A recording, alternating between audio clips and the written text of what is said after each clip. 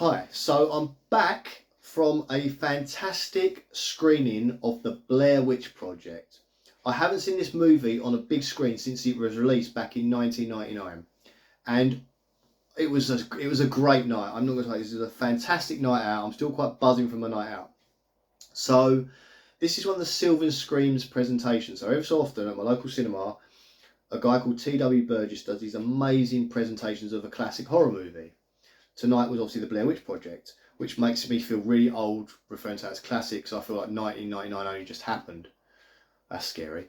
But yeah, so, and it's a film that I remember seeing in the cinema and being like blown away by it. Now, if you don't know about the Blair Witch Project, it was a very, very low budget movie that just smashed the box office to pieces. And the reason it kind of got its popularity was because it was one of the first movies to use the internet and websites to market it in a different way. So the idea is this was a found footage movie. So a group of kids going to record a documentary about a local legend of the Blair Witch. These kids go missing. A year later, they find the video, the footage of what happens. They find the videotapes of the stuff they're recording for their documentary. And then the movie is basically us watching those videos, and it's a phenomenal film. It's like it's a film that's all about atmosphere. Yes, it's called the Blair Witch Project, so you're expecting to see some creepy witch running around scaring the crap out of you. Probably something looks something like that. But you don't get it in this movie. It's all about atmosphere, and not knowing what's there is what scares you the most. Not knowing what's happening, not knowing what is going on, really, because even at the end of the movie you still don't really know what's going on. You don't see the villain, you just know that you've been on this journey, and at the end of it you're no real wiser at what has happened, but you've seen how these kids kind of go missing. And it is a brilliant film. I remember at the time the hype around this film was insane. Like, people believed this because they made you believe it. They did clever things like using the actor's real name. So if you then went and researched that person, you would see this was an actor, or this is someone at film school, this is someone that, and they got them doing it. They actually filmed it so that the actors didn't have scripts. They had to improvise all of it. And that's another thing. So it felt organic, it felt real. And the actors themselves should have got awards because they're making this all up on the fly, and they're in horrific conditions. They're in the middle of the woods on their own, and there's probably like a producer the directors running around, the filmmakers running around. They can't see them, they're not talking to them, but they're just doing things, and they've got to react to what's going on. So you've got a lot of that as well, and you've got like dialogue, and it's good dialogue in this film, but it's all made up on the spot, them reacting to whatever the situation they're put in. They were given like these little canisters they had to open every so often to tell that one actor, this is what you're doing now, go with it. But they didn't tell the other actor, so he could say something and she's then got to react to what he said, not knowing what he's gonna say. So that's brilliant to me. I love that. I know like the comedy way of it, you could say that This Is Spinal Tap was done the same way, that there was no real script. It was just a case of, this is the situation, be funny. This is one where it's like, this is the situation, be afraid. So that is phenomenal, you know. And it really did like affect a generation, especially if you're my age and you were part of the hype that surrounded this film. It's brilliant. I mean, I remember walking out the cinema when I first saw this back in '99. I knew it wasn't real, but other people bought into it so much so that when we walked out the cinema, people were turning to each other and going, "Could you believe that really happened? Could you believe what's really happened? What do you think happened to those kids? Do you think they're still alive? Do you think they're dead?" People were having this conversation as if it happened, because people got sucked in. And you're watching that film and you do get sucked in. You can believe this is really going on. So it's a phenomenal film, and start to finish, it's actually good. It gets you hooked, this film. It's one of those films that gets you hooked, and you cannot stop watching the screen. Whether you enjoy the movie or not, you want to know where this is going to go. And I enjoy this movie. I enjoy the hell out of this movie.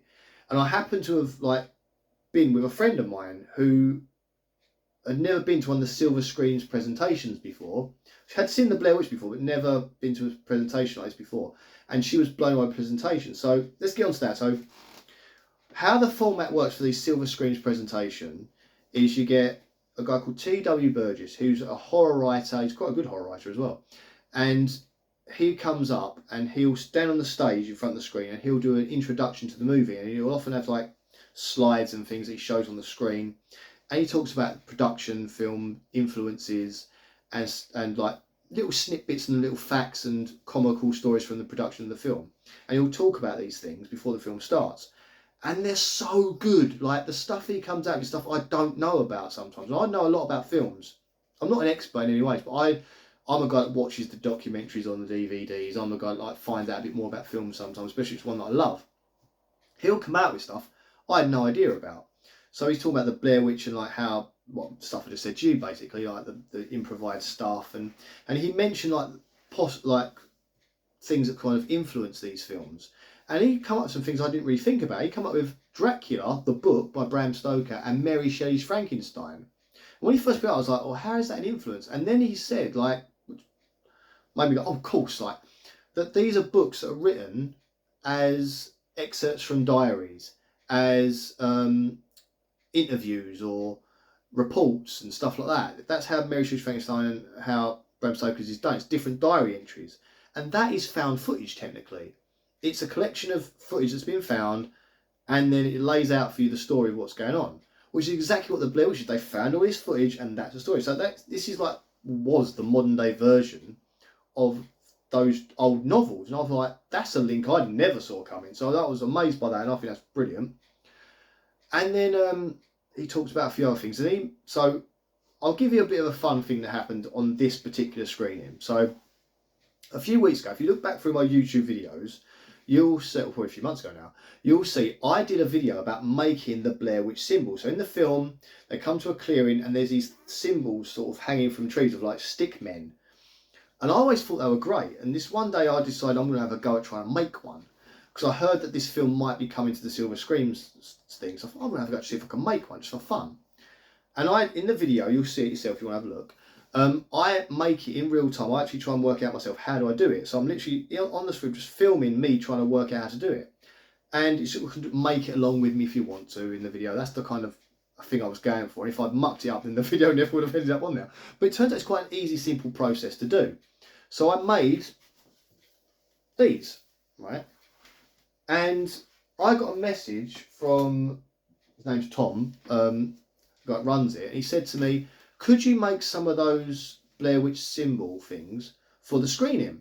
So I was like, yeah, no problem. Like, how many do you want? And he just said, oh, just do me a couple, but like, have fun, do as many as you like, have fun, like, enjoy yourself sort of thing. So I was like, okay, so I went into my garden, found loads of sticks and started making them and that. And it's one of those things where I kind of enjoyed making them. So I made a few more, and I made a few more, and I made a few more. And I can't remember, it must have been like 20 plus of these Blair Witch symbols, these things here. I made about 20 of them, and they're quite simple to make. You just basically get a bit of yarn, tie things together, get the rough shape, and you do it. So I'm making these symbols. So then the guy Tom, he's on the stage doing his introduction, and he says like and this is the bit I didn't know anything about. He's like, these are like based on like witch, like black magic and like devil worship symbols. That this is like an upside down cross, and that represented something like demonic. And I'm sitting there thinking, I sat and made like 20 of those in my garden. Am I now going to be possessed by the demon? Am I going to like the Warrens turn up and try and conjuring me or something? You know, it was just like, holy crap! I just sat and made hundreds of them. There's like these like demonic symbols in a way. Like, I've just sat there and just made them. And I'm like, oh, this is not going to end well, is it? Like, you know, and I'm sitting wearing an Exorcist t-shirt about a girl who gets possessed. Oh, I'm crying. These are not good signs for me right now. But so he does his introduction, and then we sat down and watched the film, and there was a bit of a moment at the start where the film started with no sound, but within seconds, like Tom had got up, he'd run to the thing and tell them about it. The film stops, and then I was privileged to earlier on when I gave Tom the Blair Witch symbols, he introduced me to the guest speaker. It's a girl called Becky Dark, who has the best name for anyone who has anything to do with horror ever. The name Becky Dark is brilliant. Like, oh, what a great name. So I'm introduced to her, and she was lovely. She shook my hand, was like, thank you. And when I gave her the bag, Tom's like, oh, look at this bag, he's made all these Blair Witch symbols. She kind of was like, oh, like nervously almost. And she was like, oh, you're going to give me nightmares with that, Jesus, like sort of thing. And I was like, that's a bit strange, because you're saying to do with the movie. So, but I'll come to that in a minute. So I was introduced to her, and she was lovely. And I had the pleasure of sitting behind her. So she was sitting in the seat in front of me. And she's one of these people where if you're sitting behind her, she is a joy because of her reaction to the movie helped me enjoy the movie even more, if that makes any sense. Like sometimes you get someone who sits in front of you, it can be annoying, but she was definitely, she was hilarious. So considering she's like a part of the Blair Witch in a way, and you'll find out in a minute, I'll tell you how, she was reacting to the film, she was laughing at certain points, she has quite an infectious laugh, she was carrying at some points when the stick figures come up, and bear in mind I made these stick figures, when we first sat down she was like, oh my god, there's a stick man now, because Tom had laid them out. Actually, this is how he laid them out. This is how he put my stick figures, which I now feel proud to be a part of this. He put my stick figures out like this in the as you walked in. So just as you walk in, you've got like a door, then you've got like a little foyer bit, and then you've got the screen. I think you referred to it as the airlock section, the cinema. So, and he'd laid them all out. You can see there that he'd laid them all out with the Blair Witch posters and the stick figures. But in the screen, which I didn't take a photo of, he'd actually randomly put them out on chairs. So as people walk in, there's a stick figure on the chair. I would never thought that was genius. And people are going like, as they walk in, people are going, oh my god, like look at this. She walks in after me. I sat down. She walks in and she sees like, oh my god, and like whoever's sitting next to her. I know her husband was one side, but someone else the other side. And she's like, oh my god, look at that. And she's taking photos of it and that. And it was quite funny. And then I could see her later on before the film started, she's getting the little stick man to dance. And I thought, this girl is fun. Like she just seems like a nice, the kind of girl you kind of want to hang out with. Like she's just going to be fun. And and then, as I said, she's giggling at the funny bits. She's making jokes. And Karen at certain parts of the film, when you see Stickman, she's carrying on, oh my god, no, it comes, sort of thing. And this all comes clear later when she does her talk. But where was I going with this? Yeah, so where I'm going with this is basically, as the film starts to roll and there's no sound. There's image but no sound. And we're sitting there and we're like, and I'm like, and then like you see the characters come on the screen and they're just like, and there's no sound. And we're like, oh my god, like. And then Tommy, he jumps up and he goes running to the back. And as she's sitting there, Becky shouts out, "It's the witch!" And the whole audience like creased up, like giggling. And then they managed to get the film back. They restarted the film we started. The sound was back. It was only a few minutes down, but it was just like, it was a great, like, just like genius, like comedy timing. It's the witch, like brilliant. So the film finishes, and then Becky gets up on stage, and she again, I don't know how he does it. He finds great speakers. So she gets on stage. She's very charismatic. She's funny. She's got an infectious laugh, and she's very, very knowledgeable. Like stuff she's coming out with is great about films and situation and like just various stuff. It turns out her story is that she watched the Blair Witch Project when she was younger at the cinema, same as I did, and it kind of traumatized her that she walked out of it like, what the hell have I just watched? And she went and bought the video when it came. She enjoyed the film, bought the video, but was too scared to ever watch the video, and it took her years to put that video back on and watch it. And then she was sort of into like horror writing, and some of her friends were sort of writing for like DVD releases, so she wanted to do it. So she wrote to different DVD companies. She wrote to like Arrow Video and Silver Screen, and said that she wanted, not Silver Screen, sorry, Second Sight, sorry, and said that she wanted to write for a DVD. And the guy come back from Second Sight, like, oh, you can write for a Blair Witch one if you want. So she was like, oh, and she knew already, because she's got a connection with that film. Even though it scares her, it's like, that's how I can write about it. So she wrote the book for the writing the book for the DVD that came out, and that also the Blu-ray version that came out, the Second Sight Blu-ray version. Now, I remember when this came out and thinking to myself, I kind of want to get that, but I kind of slept on it and didn't get it. And my God, I wish I got it, because since I've come back from that, before I did this video, I've Googled it. That's amazing. That box set, you can buy it on Amazon for like £16 without the initial stuff, but I want the initial stuff, the stuff that she wrote. I want that because it looks phenomenal. I'll put a picture up there. This is what you get in it. Look at all that stuff, like all the, you get that, like that's Heather's little book, like copy of that. You've got obviously the big book. I don't know what bit Becky wrote in, but I want to know now, because just from talking, like hearing her talk and like answering questions, this girl's got a lot of good stuff to say. So now I really want to get that copy of that. And I looked on eBay. It's expensive, I ain't gonna lie, and it's kind of like, but it's tempting. So I'm gonna go on the hunt for this version of the movie. So this is my new holy grail thing to find now. So I'm going to be doing the charity sort of boot sale. It's probably not going to appear in any of those, but I'm also going to be checking CEX. I'm going to go on a eBay hunt as well. So I'm going to look for this thing. So, because I really want to read what she wrote. I want to read the book. I want to look at all the extra stuff because there's some good stuff in that box. And I'm a sucker. If you've ever seen my what I buy this week videos, I love a good bit of marketing, a good bit of packaging, and I love extra stuff that you get with DVDs. Like my favourite DVD box set is the Alien Head one, which is actually a full size Alien Head and the DVD so on top. That is my favourite, one of my favourite objects that I own. That is one of the greatest things I've got. So that I now need to get a copy of that.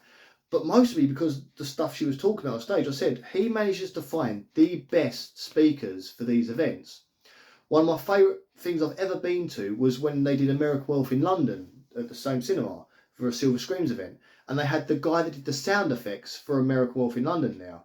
And again, another fantastic speaker, American guy who told the story of how he worked out how to make the sound effects of the wolf stretching, and it was all done with plants and just squeezing plants together, like stems of plants together, and how it went on to be the Michael Jackson Thriller video, how he did sound effects for Superman. And I was just like, I'm in a room with this guy, and it blew my mind. And the same thing with Becky. She could talk in a way that you wanted to listen. And at the end she said, I wish I could do this all night, I love this. And I was like, I'll sit here and listen to you all night, because it was, again, certain people can tell stories and talk and you don't want to turn away. You just want to listen to more of what they've got to say. And a lot of people ask some, again, there's a Q&A bit at the end. A lot of people ask some really good questions and come out with some really good things. And I had this moment, and if Becky ever watches this, I'd like to get her thoughts on it. I'd like to get Tom's thoughts on it as well. Where someone was talking about the Blair Witch. And what do you think it was that? Do you think it was a witch? Do you think it was like ghosts? Do you think it was a serial killer in the woods? Was it the village people, like not the band, YMCA, but like the people that lived in the town? Were they out to get the kids? Was it the kids hoaxing? You know, that's kind of how the film leaves you at the end, where you kind of still don't know the answer. And she was saying sort of like, oh, like she always believed it was paranormal and there was like a witch, but like no one knows what it was, and it was good that you never saw it. And then I had a bit of a flashback that I have seen The Witch. And I kind of wanted to talk about and say about it, but I couldn't remember if it was, have I imagined this in my head, am I having a Mandela effect? I don't know. But I swear, and I did Google it afterwards, so I should have said something because it would have brought up an interesting discussion, that there was a design for The Witch made. And that design was done by McFarlane Toys. Eventually it was made as an action figure. They did a series of toys called Movie Maniacs, and you had like a Nightmare on Elm Street one, I think there was a Michael Myers one. There was a lot of horror figures, and one of them was the Blair Witch. And there is a figure, and I saw it in my head when I was sitting there, but I was like, am I misremembering that? Is it something else? Because I know they did the Tooth Fairy one as well, but I was kind of like mixing the two together. But I was like, I swear there was a Blair Witch one, and there was. I'll put a picture up there, if I remember. And there was this McFarlane figure, it was the Blair Witch, like an imagining of the Blair Witch, because it was never in the film, but this was the idea of what they had for it. It's a scary looking thing. But that's just saying, I should have brought up, again, I was kind of like, I don't know. So my own confidence gets in my way a lot of the time. And I was like, I wanted to bring it up, but I didn't. But if Becky's watching this, if Tom's watching, if you want to make a comment about it, then please do. Or if anyone else wants to comment about it, like if you thought that figure was a good representation. Or I said, Becky says it's better not knowing, and she's right, because the fact you don't know what that witch looks like, you never see it, you never really hear it or see it or anything, but there's something there, and that's enough to scare the crap out of you. Let's be honest with you. The fact you don't know, I mean, you hear them at points in the film shout, "What is that?" as if they're seeing something, but you don't see it. So it's that there is something there, but we never know what it is, and I think that was what makes that film that much better. Some people don't like this film. There are a lot of people that say, oh, it's a bit boring, I didn't like it, didn't get it, like that. But I let myself get swept up in it. I think that's what made my experience better. It reminds me of when I first saw Paranormal Activity. I was lucky enough to see that on opening weekend, like I did with Blair Witch, on opening weekend, where no one really said much about it. We knew from the adverts it was a ghosty film, and it was possibly a found footage movie. But I went into that film not hearing anyone talk about it, and I experienced for the first time ever in a cinema group hysteria. Because that film, say about the sound in that film that rumbled inside you, that built your anxiety up. And I was in a smaller theatre, and it was packed theatre, and by the end of that movie, the entire theatre is screaming, like literally screaming in hysterics. I'd never experienced that before, and I haven't since. So yeah, so that's what the Blair Witch does. And again, the Silver Screams, I cannot recommend them enough for what they do for these events that they put on, because you get the movie, you get the introductions, which are just cram packed with facts and comical stories and interesting tidbits and figures and stuff like that, and then you get the guest speaker afterwards, which has always been good. It's always been fantastic. I've only missed 2 of these, and I regret missing both of them. From what I've heard, they were fantastic. Well, I missed the Sixth Sense one, where they had a horror podcaster on who's really good. Apparently he's really entertaining. I missed the Wicker Man one because I was in Butlins at the time, and the amount of money I spent in Butlins, I think I wish I was inside the Wicker Man, because it cost me a lot of money. But yeah, and I missed 2. I really regret that I missed them. And the next one they're doing is The Ring, and it's the Japanese version of The Ring. And I've never seen the Japanese version of The Ring. I've seen the American version, but I've never watched it. So I'm kind of like, do I go in blind and watch it on the big screen for the first time, and then maybe some of the introduction and stuff? Because the thing I like about these Silver Screams things, they're always films I know and love, and then I find more out about them, so it makes it better for me. So if I don't know about the film going in, am I going to be as interested and like fascinated by the stuff that they're talking about in the intro and the after bit? So I'm kind of like, do I go in blind and see what it's like, or do I go and get a copy of The Ring, which I know is a fantastic film, everyone tells me it's great and better than the American version? Do I go and get that, watch it, and then go in? So I don't know. A trip to CEX may be in order, I don't know. But if you are in Ashford, especially, because the cinema is the Ashford Cinema. It's literally in Ashford Town Centre. It's 10 minutes from Ashford International Train Station. Literally, that's a walk, 10-minute walk from Ashford International Train Station. And obviously you've got the town as well, so if you want to get something to eat and that. So if you are in the Ashford area, definitely recommend going to see it. If you're in the Kent area and you can commute, definitely see it. If you're in the southeast of England, definitely commute to see it, because if it's a film you really love and you're going to get a lot with it, it's worth coming, especially because the prices are good as well. I mean, I think it was like £9.50 or something for the ticket. I could be wrong there, but it wasn't above a tenner for this great night out and great experience. When you're in that screen for a long time, it's not because the film's like an hour and a half long. The introduction's probably about half an hour, and then the talk afterwards probably goes on for like 40 minutes to an hour. And it's well worth it. It's so worth it because you get so much out of it. And it's a lovely little cinema as well. It's an independent cinema, so it's not like a chain. So you're giving it to an independent cinema as well. And that means something as well. And it's just a phenomenal, because to be honest, if this was in a chain, they'll be charging a lot more money for this. And if you go, these events they have in like London, and they're charging loads of money for these things, you're getting it, what I could say, locally, and it's amazing. And the value for money is just phenomenal. And I really appreciate what they're doing, like what the Ashford Cinema and TW Burgess and anyone that comes on are doing, because they're creating these great nights out for someone like me I'm a dad, I stay at home. My little bit of entertainment is going to these things, and it's great, and it's local. I walk from it. I mean, it's a 20-minute walk from my house to that cinema. Like I said, if you have to commute in, it's 10 minutes walk from the train station. It's pretty much, you come out of the train station, it's pretty much a straight line, and you're at the cinema. So it's so worth going. So if you are, like I said, southeast of England, and you can commute here or you can drive here, it's definitely worth doing, especially if they're doing a film that you love. So I suggest what you do. I think they've got like a mailing list and stuff. And they've also, they've got the social. They're on Facebook, which is the one I use, the Facebook group, Silver Screams. I'll put some links in the description bit. If you go down to the description bit, I'll put some links in there. But it's definitely worth going, because keep an eye out, because they might be doing a film that you love, and it's like worth you commuting in or travelling or whatever. But yeah, phenomenal work. So thank you to Becky, to Tom, and everyone else that was involved in making that night great, because every single person enjoyed that night. We all did. And I know that they've got a lot of good stuff coming out. So they're doing The Ring, but they're also going to be doing like what they call horror mixes, where they're going to try and get a lot of people like-minded together to discuss horror movies. And that's right up my street. I mean, he was going to do like a mini version of that tonight, but I had to get back and stuff, so I couldn't stay here and hang around. But I love that, the idea of sitting around with a group of people talking about horror movies. That's like brilliant.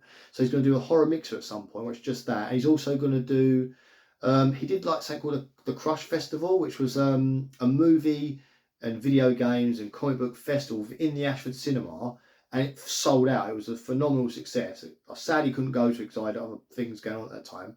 But it was and everyone that went there said it was fantastic. And he's actually going to do another one of those in October for Halloween, but it's horror based. So this previous one that he did, this festival he did previously in the Ashford Cinema, was just movies in general and like comic book stuff. This is going to be a horror based media festival in the Ashford Cinema in October. And the second he released that, so I'm not missing that. And like the one he did for the Crush Festival was a day-long thing. It went on all day, and it was like lots of different screenings, lots of different talks and guests. There's people from Industrial Light and Magic were there doing discuss. So I was just like, oh, I wish I'd gone to it. But the horror-based one, I have no idea, because the guests he gets for his things to do a whole festival, who is he going to get? That's what I know. Who is he going to get to come along and talk? And hopefully he brings back some people he's already had. Like, I'd listen again to Becky again. I'd listen to her talk about her stuff again. I'd listen to the guy that did the sound effects for American Wealth in London. Again, I'd listen to him all day long. So this is going to be great. So thank you again to everyone involved in it. I'm glad everyone liked my little Blair Witch figures that I made. My little stick men. I'm glad everyone enjoyed those. And I did say everyone could take them. So if you take them home, I really hope you appreciate, like, you hang them up and display them wherever you want, really do whatever you want with them. But yeah, but thank you again, and I'll see you all guys very, very soon. And I will say one thing as well. I felt quite humble because I don't often do stuff like this. So like when he asked me to make the Blair Witch figures and that, the little figures, little Blair Witch men, stick men, I didn't expect any recognition for it. But after he did his introduction, he said, "Oh, it could be a special thank you to me for making them." And I got a round of applause, and I sort of like, I didn't really know how to look because I don't really do things like that. So it was lovely that they recognised that I'd done something, and I just felt like I was grateful to be a part of it. To be honest, just my little bit. But no, thank you for like getting people to clap me as well. That was really sort of like really, really sweet and a bit emotional. But thank you very much. But yeah, anyway, guys, I hope you enjoyed this video. Again, recommendations to go get yourself to the Ashford Cinema to watch these if you haven't already. Yeah, enjoy yourselves, guys. Have a good night, and I'll see you soon. Bye.